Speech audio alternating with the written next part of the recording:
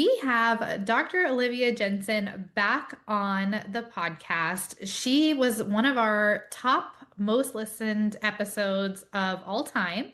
It's our 10-year anniversary for Speechy Side Up. So we asked her if she would graciously come back on and speak to our audience. And a lot has changed in 10 years, right, Olivia? Yes, a whole heck of a lot. So, we're going to totally dive into that today. The previous episode that we spoke about it was like really an overview of childhood apraxia of speech. So, if you are interested in that topic, I highly recommend checking it out. We will link that in the show notes. But today we're going to be talking about getting beyond survival mode as an SLP and how to craft a flexible and fulfilling career. And I'm super excited about this topic. So, by the end of this episode, you will be able to describe how shifting personal priorities, such as focusing on family, can influence professional perspective and career decisions. Identify at least two mindfulness and self care strategies that support sustainable work life balance for SLPs. Define two boundary setting practices that protect time, energy, and professional integrity. And finally, describe key considerations for making intentional career pivots that align with values and long term fulfillment. Ooh, we need this topic, don't we? I agree. I agree. I hope everybody enjoys it. I'm sure they will. So here's our agenda for today. We are starting with some introductions and backgrounds. Then we'll get into making career pivots with intention, focusing on family priorities and professional perspectives, setting boundaries and having a balanced workflow, and then some self-care strategies for multi-role SLPs. And then we'll finally wrap up with some references and closing remarks. Olivia, can you tell us a little bit about yourself if someone has not heard you speak on the podcast or elsewhere before? Yes, absolutely. So I'm Olivia Jensen. I am currently located in just outside Los Angeles, so in Southern California, but my family and I move around a lot for my husband's work. I am a three-time Northwestern grad. So I did my master's, I did my undergrad, my master's, and my doctorate there. So I am a wildcat for life and I bleed purple. And if you follow me, you know that. So I have primarily been an inpatient medical SLP, but I pride myself in, as I moved around, going into all types of environments because I feel like we have that opportunity within our field, and I took full advantage of it. So I have done inpatient, outpatient, home health, I've done private practice, I've done SNFs, I've done hospitals, I've done schools, I've done contract work. And it is wild that I think it's a short experience, but I've been practicing since 2013. So it's been quite some time. But currently, I am still treating privately, virtually for some patients of mine, but full time, I am in content creation right now. And I absolutely love it. I will deep dive into why I made the switch, etc. But I really, really and thoroughly enjoy this like dual practice of content creation and clinical treatment and balancing that with my family. I have three kids, which is insane to me right now. I'm still grappling with that thought that I have a 4-year-old, a 16-month-old, and a 4-month-old. So it's a whole lot, but I love it. That's amazing. Sorry. That's amazing. That's amazing. Well, we're so happy to have you back. If someone is just tuning in for the first time, maybe you found us on YouTube or on Apple Podcasts, my name is Vanita Litvak and I go by she, her, hers. I have been an SLP since around the same amount of time as Olivia, just a year later in 2014. I am the host of this podcast and I am part of the Tassel Learning Network. I am the CE content consultant for Tassel and I support course development for professionals. I also am an owner of a private practice specializing in EI, AAC, and autism. And I recently started adjunct teaching. an AAC course at the graduate level.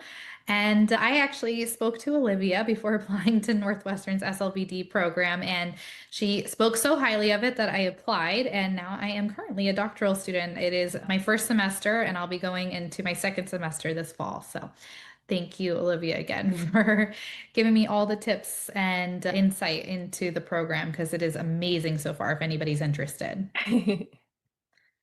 So my ownership interest, I kind of mentioned this, that I have ownership interest in Speechy Side Up LLC and Tassel LLC. How about you, Olivia? Receive financial compensation from the Med SLP Collective for their content creation and instructional services. Okay, great. Let's move on.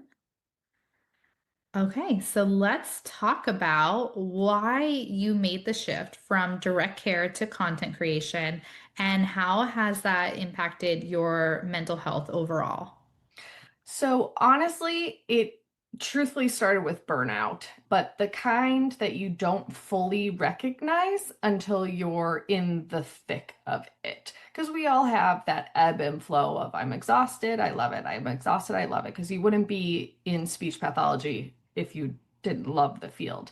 But what really got my cogs turning is the biomedical journal study by Kahn et al. And we have the references linked. It really resonated with me because SLPs often face that emotional exhaustion from high caseloads and limited resources and the constant pressure to just like do more, do more, do more. And of course, we want to do more for our patients. So it's really hard to say no. I had to learn and teach myself to say no. I loved my patients deeply, but I felt like my ability to innovate was kind of shrinking under the weight of documentation and scheduling, etc. So the shift to content creation really gave me a way to still serve my community of SLPs and patients, but only now I can amplify my reach and share evidence-based strategies with thousands of SLPs at once versus that one-on-one. So I really feel like that was my shift that I needed to make full time. And there's an Evans 2025 article that emphasizes trauma-informed self-care in our field specifically. And I really found that that principle has become somewhat of my compass in that I'm more intentional about my boundaries, which has improved my overall mental health by reducing that constant feeling of being on call all the time. That makes sense. Yeah, and I know this is something that a lot of SLPs are struggling with. So, were there any like main points from either one of those articles that you found to be very helpful, like key takeaways that people should be aware of? Yes, absolutely. So I really found that when we're looking at that trauma-informed care from the Evans article, it's important to realize that your traumas and well-being is just as important as your patients in order to both show up better for each other. We can't just care for our patients and pour into their cup. We have to be filled ourselves. That makes sense. And can you describe a little bit more about like what your role is currently? You say content creation, but like what does that look like? Do you mind sharing? Yeah, absolutely. So I have a multitude of pages that I am working on for either a large corporation or my personal page. And overall, it looks like content creation. So making the graphics, the visuals that you all are seeing on social media, whether it be on Instagram, on Facebook, on TikTok, on LinkedIn, everywhere, as well as the copy. So writing out the caption or the taglines, the hooks, etc. And that's kind of where like my creative bugs started coming from because I really enjoy that aspect of how can I get what some might say is like mundane or boring information, just the knowledge dump And how Right. can I make that attractive? How can I make that flashy? And that is kind of like the challenge every day where I really, really enjoy. I love pushing out evidence-based information, but I like making it fun, engaging, and exciting. Yeah, that makes sense. And I think it's good that like there's somebody that's trying to bridge the gap between evidence-based information and where SLPs are hanging out a lot of the time on social media and making it engaging too. Mhm. So you said you still have your toe dipped into private practice. Is there a reason that you're still doing that and you haven't made the full shift? Can you share with us a little bit? Yes, I'm still doing that because I have a hard time letting go fully. I Content creation is a full-time job. I am doing that all day, every day.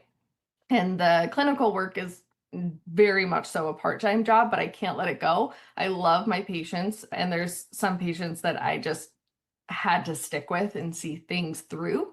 So I am still seeing teletherapy patients, adults and peds, on the weekends, and I am loving them because when I say no, they understand that family comes first, and it's very flexible scheduling. So when it works for them, when it works for us, we get our time set, and it still feeds that part of my SLP where I can see progress and I can see gains and see them grow and discharge. And so I don't know if I can ever fully let that go, but content creation is like 99.9% of my work now, and clinical work is just a very small fraction. Yeah, no, I can totally relate to that. I always say I have a very small private practice, but I imagine that it helps you have perspective when you're doing the content creation too about what SLPs are currently dealing with when it comes to clinical practice. So that's great that you haven't let go of it. Yeah, I think that it always definitely gives me a spin on what I'm creating, keeps me definitely engaged in things that are changing. Because, of course, if I am treating, I have to keep up on my practice and CEUs, etc. So they definitely feed on one another and benefit one another. Yeah, that makes sense. May I ask, are you working for a company for the teletherapy or is this your own like clients? Yeah, just private clients. That's great. I definitely could see how that would be even more flexible than like if you were working for somebody who was kind of dictating your schedule. Yes, absolutely. And these are kind of a few patients who have stuck with me through years and years, and we both have a hard time letting go. So I think we work well together.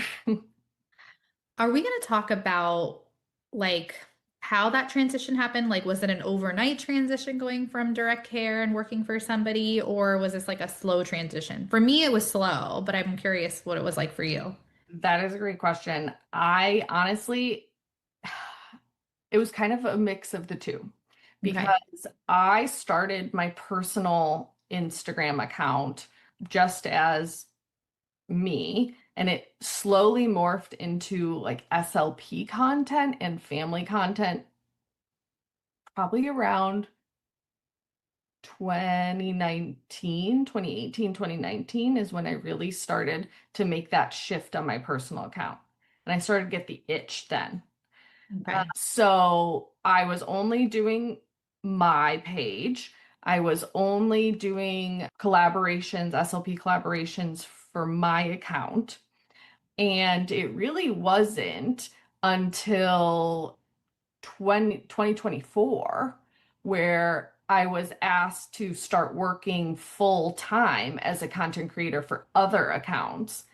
And that's when I went, whoa, and jumped in head first. So it's almost like I went slowly into content creation on my account, and then I went 0 to 60 within like a blink of an eye, saying yes to that opportunity and never looking back.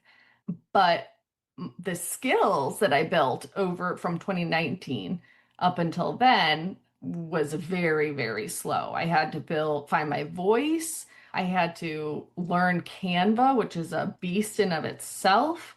Nothing came really naturally to me because I was medically based. I was hands-on in patients, and so I had to learn all these different ins and outs of these platforms, which feel very foreign and convoluted. So when people say, like, I don't know where to start, I'm like, yeah, I know it's very confusing, but you start by just doing that first post and you learn as you go. And that's exactly what I feel like I had to do. So it's definitely not, I don't want people to think like, oh, I can't do that. It's not for me, because it's definitely a thing that can be learned and get comfortable in, a space that you have to feel comfortable in. Yeah, definitely.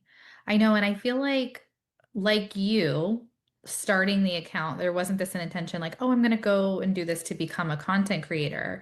And I think it's really important for SLPs to like tap into their creative side without necessarily having an end goal for that, because you never know what you're going to learn along the way. Like I would say that having a social media account might seem like a waste of time, or just connecting with other SLPs on social media might take away from other things like work and stuff, but it can lead to some great opportunities in the end. And especially if you're looking for more flexibility, I would say that if you're feeling burnt out within like your current work setting, like find a hobby. And as cheesy as that sounds, like find a hobby, find something that brings you joy and play with that a little bit. Because I don't know, they say, who's they?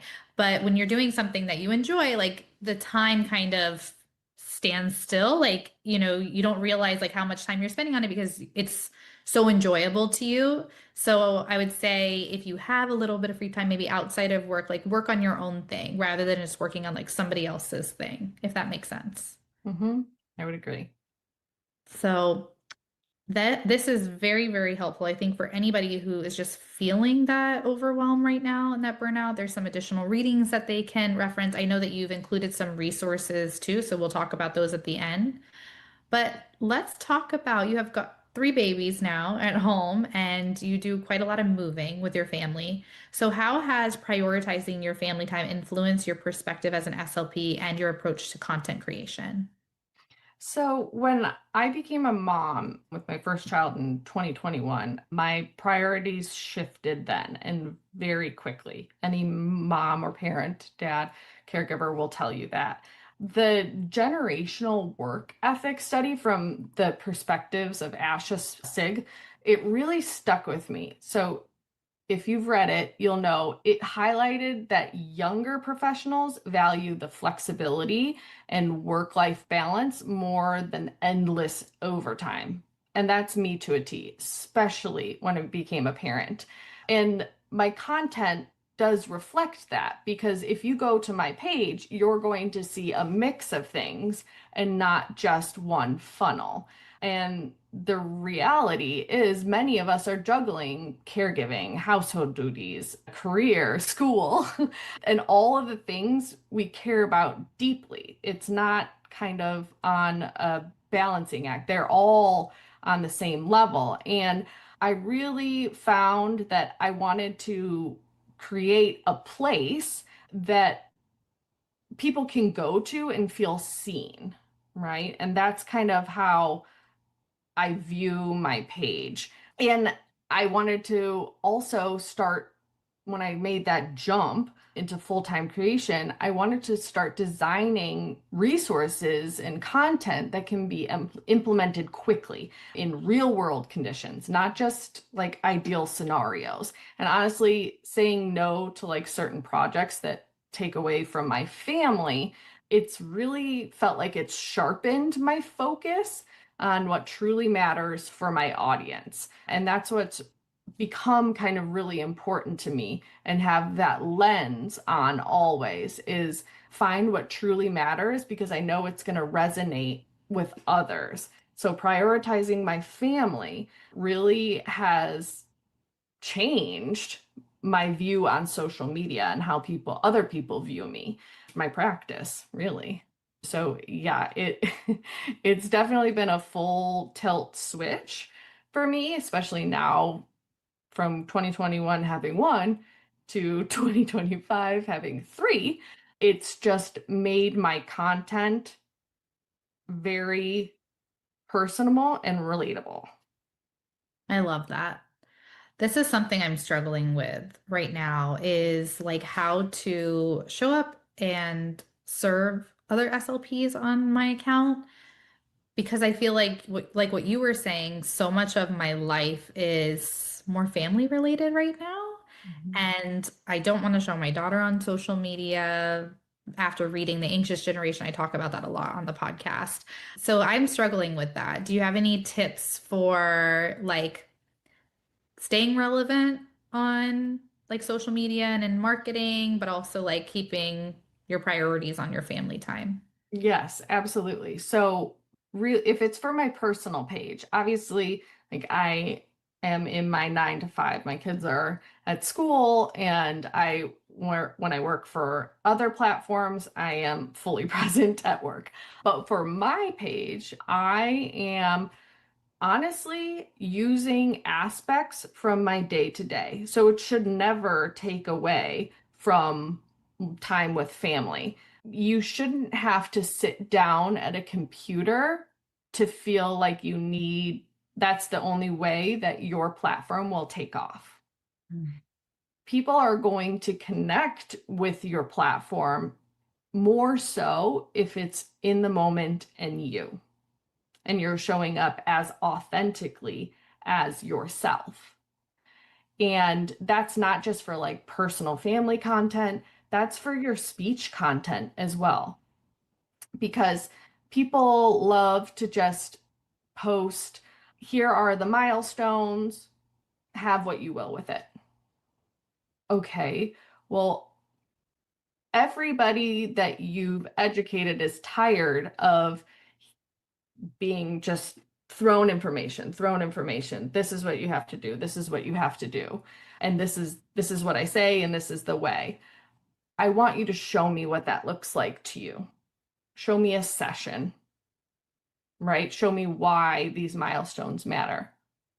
And that is where someone's going to connect more versus just being having information shoved into their face. Especially coming from a parent's perspective, if you are a parent, relating how scary things are when milestones or developmental milestones don't go your way, right? Empathy, sympathy, going through all of the aspects of grief when you're seeing a patient and how you can grapple with starting treatment. Those are aspects that are not going to take away from your family time because you're doing them in the moment, right? You're out with your family, you're taking a picture anyways, right? It doesn't have to be them. It could be like you're at the farmer's market. They're walking behind you and you're walking there with them and you just say like my kid is here with me, right? That's still relatable. So I fully respect those boundaries, but showing up as you is what is going to be most important for your page A and for really you. good reminder. Yeah. No, it's such a good reminder because I feel like it's still possible and doable to kind of bring people into your everyday life, but also keep your family private. So I appreciate those tips because you made it sound so easy. And it's just like getting back on the wagon and just posting and keeping up with it. So Well, thank that's, yeah, getting back on the wagon is easy to say, but whenever I speak with individuals who are starting a platform and looking for advice, I feel like the overall consensus is I don't want to put myself out there. you. And I'm going to hide behind texts and graphics and stock photos because I don't want it to be me. I'm not comfortable with me. And unfortunately, it is your page. It is you. It is your business. It's you. It has to be a person so people can feel like they are familiar with another individual versus a robot. And that's why in commercials, on TV, it's always a family or other people. That's how they sell the product. And if if you're not comfortable with yourself, you're definitely not going to be comfortable sharing with others. So that's why my biggest takeaway is you've got to figure out how to get comfortable in your own skin before putting yourself out there. Yeah, I agree with that. And there's like programs out there that can help you more if you like want to establish like your own social media presence. I'm sure Olivia would love to speak with you more as well. But these were some great tips on how to like prioritize family time, but also show up for other SLPs like on a macro level. So, what do you feel like helps keep your work relevant and engaging while protecting your time, energy, and boundaries? Ooh, great question. I follow kind of like a three-part filter. Is it evidence-based? Is it needed right now? And will it help an SLP feel less alone in their work? And by following those filters, that means I also have to stay on top of the literature, like the attrition findings from the International Journal of Speech Pathology that underscores how feeling disconnected from the profession fuels burnout. So, really, that feeling, is it going to make that SLP feel less alone? Like, is that post going to change someone's perspective? That would help me really make sure that I'm keeping that information relevant, right? Engaging. I do batch create content in order to schedule downtime because again, it's a full-time job, so I can't sit and doom scroll 24 hours a day. So that's a great way in order to protect my time and energy. But I have to set strict office hours. I don't have a choice. I have to drop my kids off and pick my kids up. So they set my office hours, even though I'm working from home. But there are practical burnout tips that I do appreciate, like micro breaks, intentional peer support. They're all built into my workflow, and protecting my mental bandwidth is at this point just a non-negotiable. So I really going a little deeper into that workflow. So the micro breaks, they can be as simple as like getting up, walking around your house, walking your dog, getting up and having a coffee away from your desk. Micro breaks, if you are so inclined and can have that mental separation, go read nothing for work, go read a book for a second, right? Those allow you to physically, quite literally, shift your brain for a moment and then shift back in. The intentional peer support, I cannot emphasize this enough, and I'll go into the resources at the end, but there's peer support everywhere, whether it be from one-on-one support or community support, whether it be Facebook groups or actual meetups. These are so important because many SLPs, like I stated before, feel extremely alone, and that can lead to your burnout. So finding someone or a group of individuals to bounce ideas off of, to complain to, that is beyond important. Otherwise, you're going to internalize a lot of things that we are dealing with, and it is not healthy at the end of the day. So, yes, I feel like following the three-part filter for my content with the evidence-based, it's needed, and it helps an SLP is my guiding light for the content because we're very niche in our content. It cannot be always a funny haha meme. If I'm providing information, even if I make it lighthearted, it better be factual and it better have references to back it up because I am a firm believer of not spreading misinformation, and I do deep dives on horrible accounts that are spreading misinformation, trying to negate it. And it's like a fire hose sometime, and I can only do so much as one person, but that is a hill I will die on, is making sure that if I'm going to share something, it better help somebody in the right way with information that is factual. I love that. And I've seen you go at that before, and you're you're very open about like sharing those accounts too and like what's going on. And I think it's good. I'm learning a lot more like as a SLPD student right now on how to identify like pseudoscience, and a lot is getting pushed out on social media, and it's quick information access. Getting access to journals is not so easy for a lot of SLPs. And so we're relying on the information that's being shared on social media and like client perspectives, which is so important. We also have to make sure that there's the evidence behind those strategies and information. So I appreciate you kind of taking the lead and making sure that like misinformation is not being spread. So you work from home. How do you build in peer collaboration? So my primary connection before it was in person, I had a lot of SLP friends. We would do like monthly dinners. But since we've been moving around a lot, I've had a large shift to like online communities. So whether it be like an SLP forum of like-minded SLPs, like medical SLP pages, etc., or if I'm in Slack, our team is all SLPs, so I love to just bounce ideas off of them, off my team. It all is virtual for me right now, unfortunately, but I hopefully can start to build a community of in person because I do enjoy.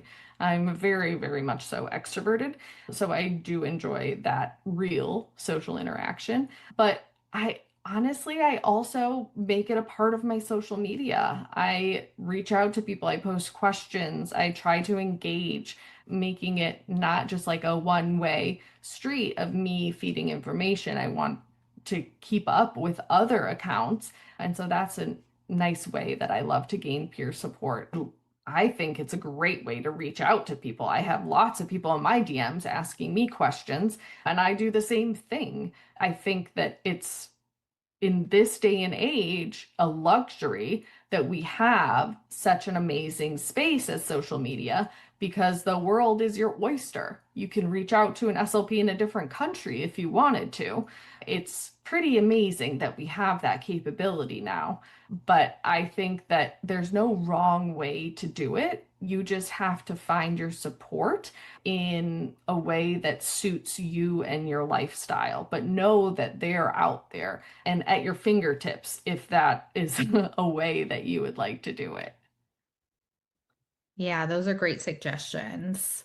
I also find that working from home can be difficult sometimes and isolating. So I'm like actively trying to seek those too. And do you feel that maybe if you don't get that type of collaboration with other SLPs, by building in like maybe time with family or with friends, that you kind of fill up your social cup that way? Or do you feel like you need the SLP like in-person time or like maybe social time as well? Oh, no. I feel like my time is completely split a million different ways. Obviously, family time is taking up the majority of my time. I'm lucky if I'm doing something else, but I have to carve out that aspect for me. So spending time, I'm now at the stage where my daughter's having play dates, so spending time with new moms, with like-minded, like to age appropriate for that. So that's a nice way to build that community there. They're in sports, so I'm hanging out with those parents as well. Our family is finally close by, so we're doing lots of cousin time, lots of family time. And I am nowhere without FaceTime, so I can stay close to my family.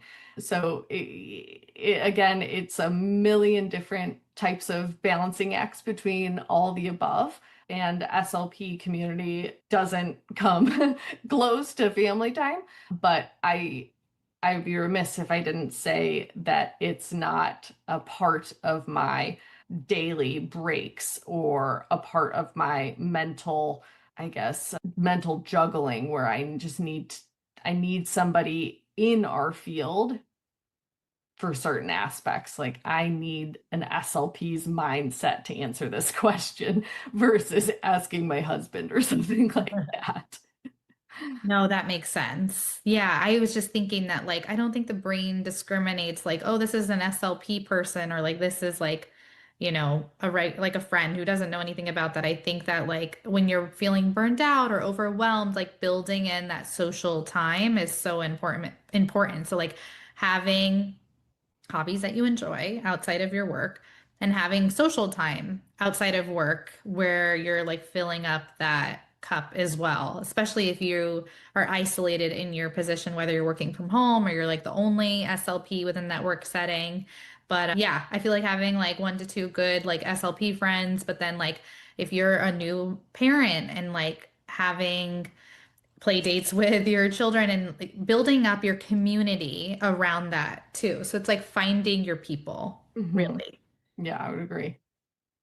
Yeah, that's something that I'm like experiencing right now too. And like, where do I invest this little time that I have? Like, where is the most important, like, what is the most important community that I need to be investing this time in right now? Like, and I do, you have to say no to not only like opportunities or like work requests, but also to people, unfortunately, if like that community is not going to be something that you see like long term, if that makes sense. Yes, absolutely. Protecting your time, your your time is expensive. Yeah. Treat it as such. And so saying no is important because if it's not worth it to somebody else, you have to protect that peace. And that was the hardest thing for me to learn was to say no, like I stated before.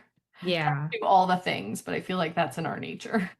Yeah, absolutely. I think having children like makes it much easier to say no because it's like if I'm saying yes to this, then I'm saying no to my child and like sometimes that just doesn't sit well, you know? Mhm. All right. So let's talk about some self-care and mindfulness strategies that can support SLPs who are balancing multiple roles or considering a career pivot. Yeah, absolutely. So again, this is something that I had to learn, just like I had to learn treatment for articulation. First, self-compassion, right? We are in a field as healthcare workers, as speech pathologists, we're constantly giving, giving, giving. And we have to look inward and first provide that self compassion. So, going back to that Evans article, sharing again that care includes caring for ourselves without the guilt. And that's the hardest aspect. So we can care for ourselves, we can feed our body, we can let ourselves use the restroom, our basic necessities.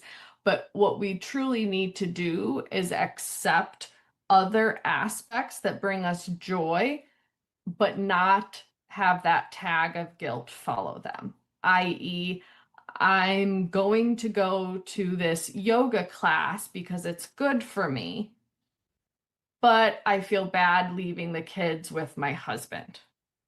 That has to be left at the door. You have to do things for yourself without that extra baggage, accepting that this is what's good for me, period, end of statement. This will help me show up better than I was, period, right? Not the, but if that would be the full statement done. So that was very hard for me to learn because we're constantly pouring into others when we have to really work on ourselves without that guilt. So for me, and this is going to look very different for everybody else, but for me, other aspects, this looks like daily movement. So exercising without the guilt, right? Taking time to do that. Journaling, really and truly active journaling. So, not writing about my day, deep diving into it. And unfortunately, it takes a lot of self reflection and insight and really finding time, right? Carving out that time to do it versus I'm going to do 2 minutes here, 3 minutes there in the car waiting at pickup. No, carving out your moment to do that activity. and then a weekly tech Sabbath to reset my mind. So stepping away, signing off, not having any pings or notifications, all of those are off. I can't stress that enough because we are constantly being pulled by our watch, our phone. Everything is pinging us to be away from the present moment, especially with your family. Your kids are watching you. Your partner is trying to talk to you, right? And how many times are we catching ourselves? Okay, uh-huh, all the time. I'm guilty of it 24/7. So I force myself to have that total reset of it's all off. My watch is off, my phone is in the bedroom, and I'm just present.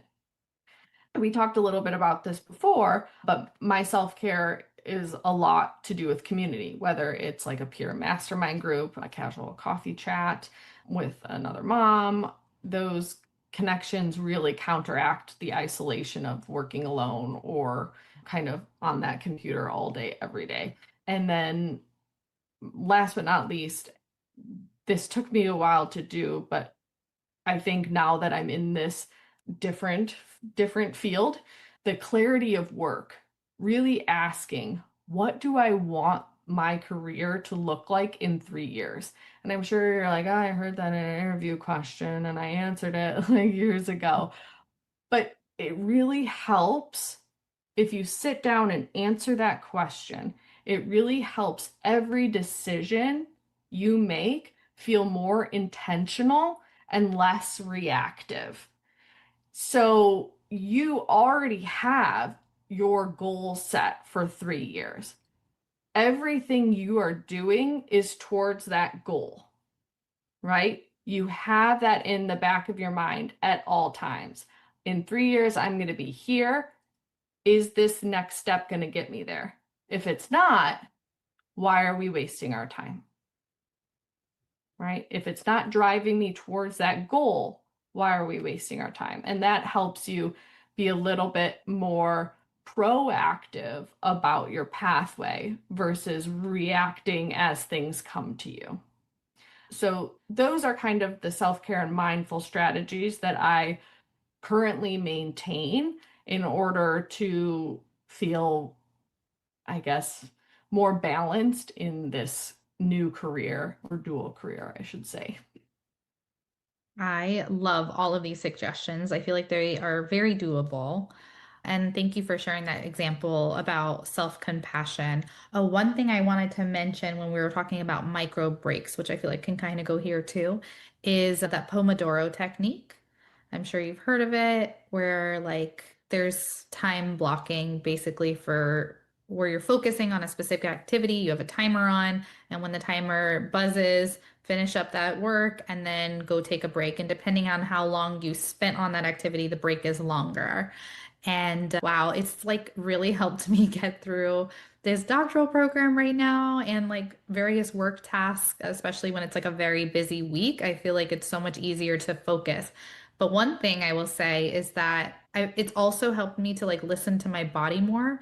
One thing I used to do is if I was like in a workflow, but I was like working on something from within my work hours, like all day, I would notice that sometimes I would like drift to looking on social media or like checking email. And really, that was my body saying, like, we need a break right now. But I wouldn't physically get up and like go take a break. And the more I did that, the worse it got. And like, I just wasn't productive anymore. But by like taking these intentional breaks, getting up, doing something completely unrelated, making a coffee or eating a snack, and then coming back, I'm able to focus a lot longer. Do you feel like that's been helpful for you too? Yes, absolutely. I think that's really important. I wish I looked it up. It might have been in the doctoral program. Someone had told me a trick where if you have a hard time like getting going, always count back from 10. And it's actually like been studied a rewire of your brain. If you don't count forward, you count backwards.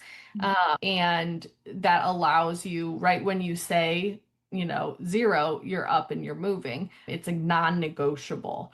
And I have done that for years now because sometimes you get stuck, right? And you're just kind of ping-ponging into things that aren't productive and you're just in this little cycle and you can't break free from it. And so that's a kind of a little trick that I have found that's been really, really helpful. It might have been Mel Robbins, I actually. think it was Mel Robbins. That's one Ah, thank thinking you. of. Okay. I was The like, oh, I 5 second just got rule. like this tickle in the back of my head, and I was like, "Ah, I think it was Mel Robbins." But yes, it's a little strategy that I have found so helpful because I get stuck in these bad cycles, and your brain is trying to tell you something, but your body's not reacting to it. So I agree so much. Yeah, definitely. I love the including daily physical movement. Are you pretty strict on like when you're incorporating these, or are you flexible with these two tasks?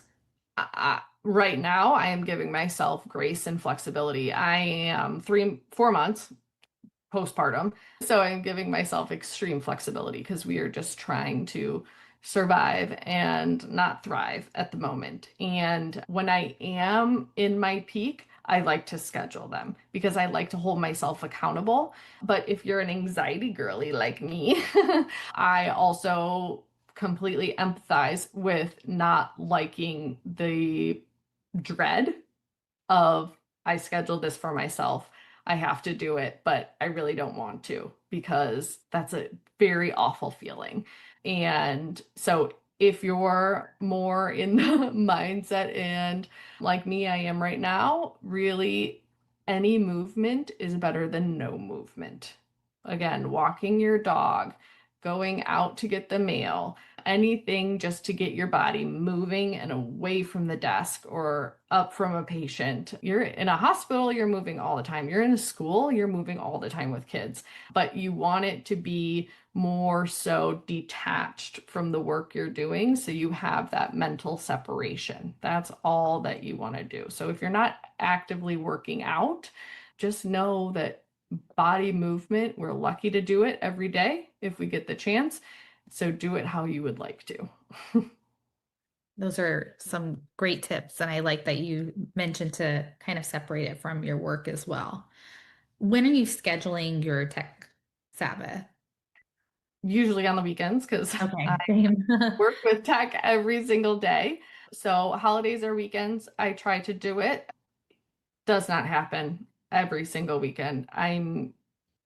I try to be on call for work. Sometimes when we have like course releases, etc., Asha, busy weekends that just I have to be present for work. So again, give myself grace, allowing, open conversation with friends and family, saying, "Hey, I'm going to be on my phone a lot. Hey, I need to do this for work.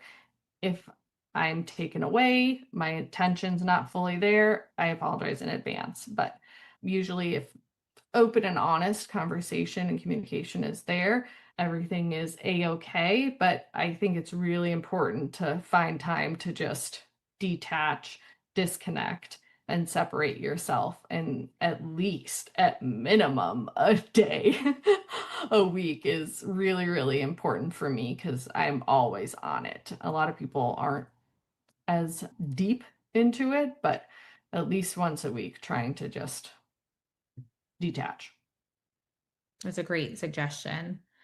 So I don't know if you've seen it, but there's a Facebook group on Facebook, and it talks about alternative jobs for SLPs. And there's a lot of people that are part of it, a lot of people that are looking to make a switch or get out of the field. What would your advice be for people in this group or people that are not I'm in in that have the group. same thoughts? I'm a part of it, and I don't want out of the field. I just wanted to see what others were doing because I thought it was so interesting how people could pivot like I ended up doing. I was in that group long before I changed career paths.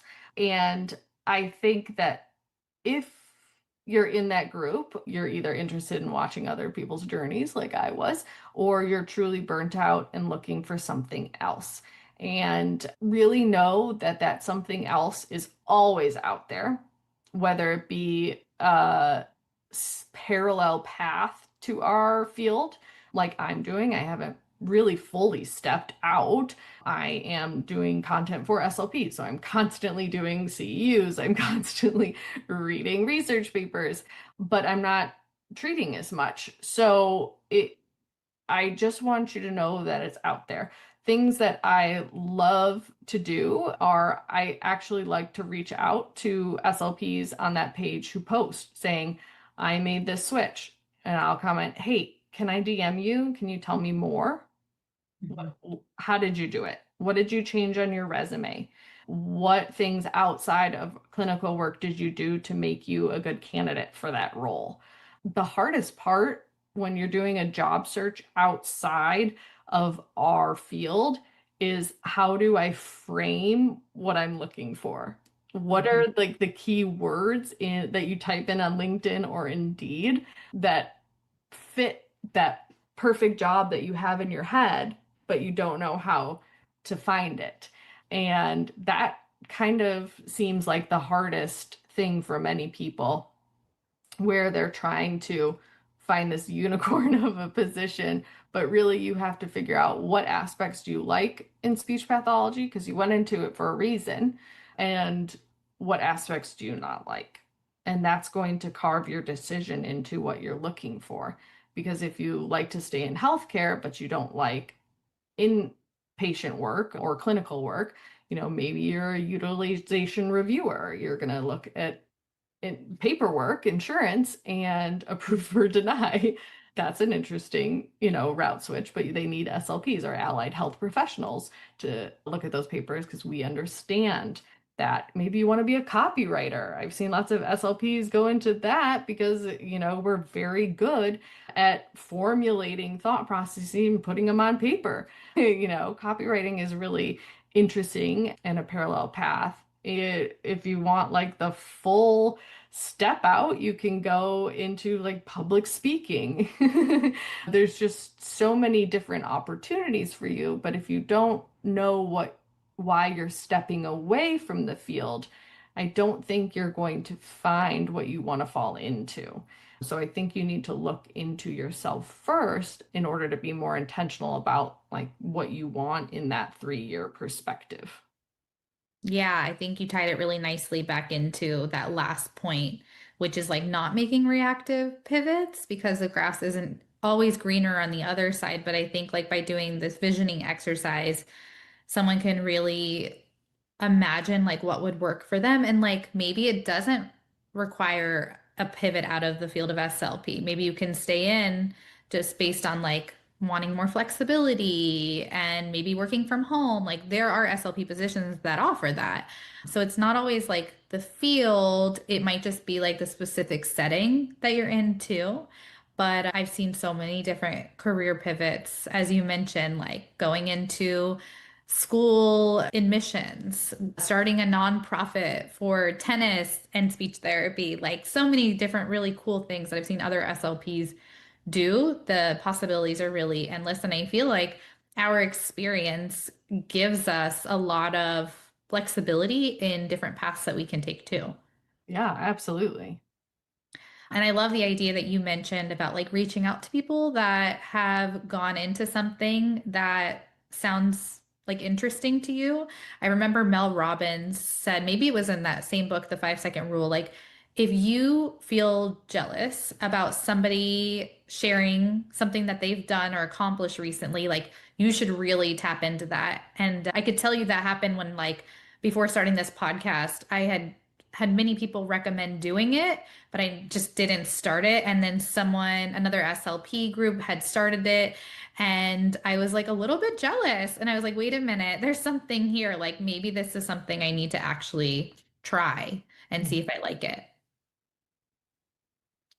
And I feel like that also happened with like doing caregiver and me groups.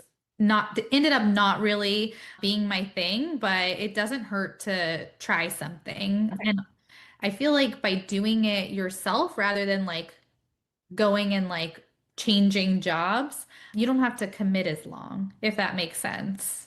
Yeah, I would say as long as it's an intentional step forward towards your goal, it doesn't really need to look one way or the other. It Hmm. doesn't have to have a timestamp on it.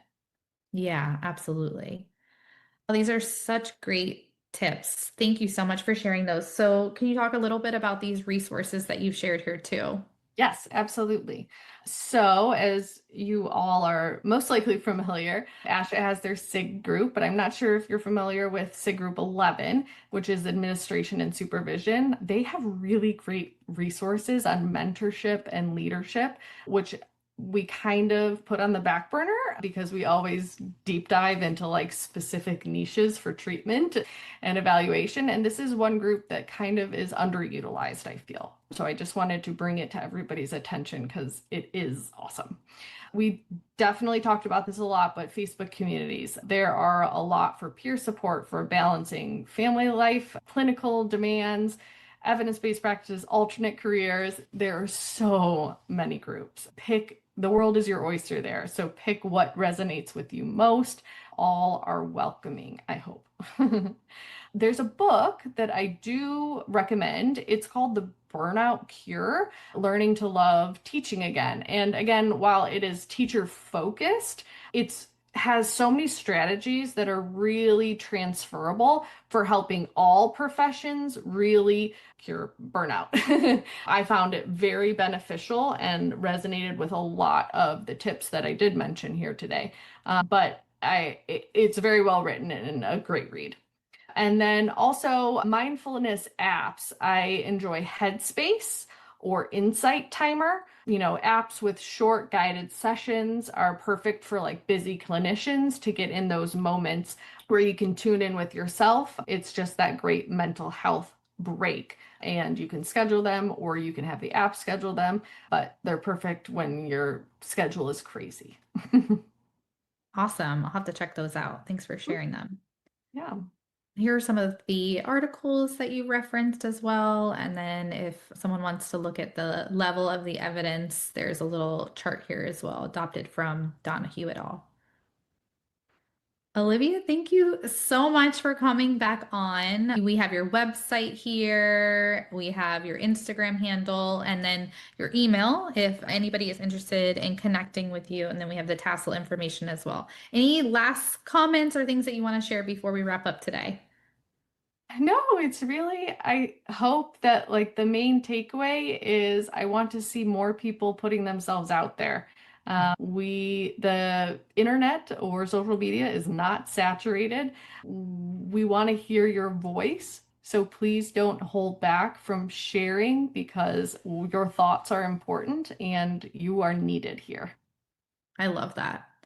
Thank you so much, Olivia. Welcome.